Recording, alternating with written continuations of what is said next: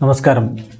Raf talk ഫുട്ബോളിലേക്ക് അവർക്കും സ്വാഗതം. ഇന്നലെ സൗദി അറേബ്യൻ പ്രോ ലീഗിൽ എല്ലാവരും ഹൈലി ആൻറ്റിസിപ്പേറ്റ് ചെയ്ത ഒരു പോരാട്ടമായിരുന്നു Karim Benzema versus Cristiano Ronaldo. ബെൻസീമയുടെ കളിയിലെ കോൺട്രിബ്യൂഷൻ ഒരു അസിസ്റ്റിൽ ഒതുങ്ങി. ക്രിസ്ത്യാനോയുടെ കോൺട്രിബ്യൂഷൻ 2 പെനാൽറ്റി ഗോളുകളായിരുന്നു. എന്നാൽ മിന്നിക്കത്തിയ മറ്റൊരു താരമുണ്ട്, അതെ, സാദിയോ മാനെ അല്ലെങ്കിലും ഇപ്പോൾ കഴിഞ്ഞ കുറച്ച് കളികളായിട്ട് മികച്ച പ്രകടനമാണ് അൽ നസറിനായിട്ട് നടത്തിക്കൊണ്ടിരിക്കുന്നത്. ഇന്നലെ ഇരട്ട ഗോളുകൾ അദ്ദേഹം സ്വന്തമാക്കുകയുണ്ടായി.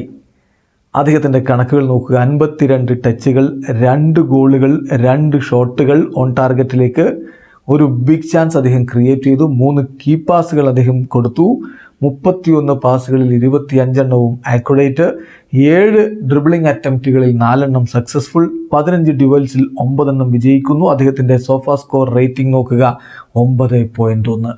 അങ്ങനെ സാദിയോ മാനെ വിസ്മയിപ്പിക്കുന്ന കാഴ്ചയാണ് നമ്മൾ കാണുന്നത്. കഴിഞ്ഞ ദിവസം അദ്ദേഹം, അതായത് ഇന്നലത്തെ കളിക്ക് ശേഷം അദ്ദേഹം പറഞ്ഞു, ടീമിൻ്റെ ആദ്യ പകുതിയിലെ പ്രകടനം അത്ര മികച്ചതായിരുന്നില്ല, ഇതിനേക്കാൾ മികച്ച പ്രകടനത്തിലേക്ക് പോവേണ്ടതുണ്ട്, ഇമ്പ്രൂവ് ചെയ്യേണ്ടതുണ്ട്, വരുന്ന മത്സരങ്ങൾ അത്ര എളുപ്പമാവില്ല എന്ന് സാദിയോ മാനെ തൻ്റെ ടീം അംഗങ്ങൾക്ക് മുന്നറിയിപ്പ് കൊടുക്കുന്നുമുണ്ട്. എന്തായാലും ഇവ നമുക്കറിയാം, അൽ നസർ 7 പോയിൻറ്റിൻ്റെ ഡിഫറൻസിൽ 2ാം സ്ഥാനത്താണ് സൗദി പ്രോ ലീഗിൽ നിൽക്കുന്നത്.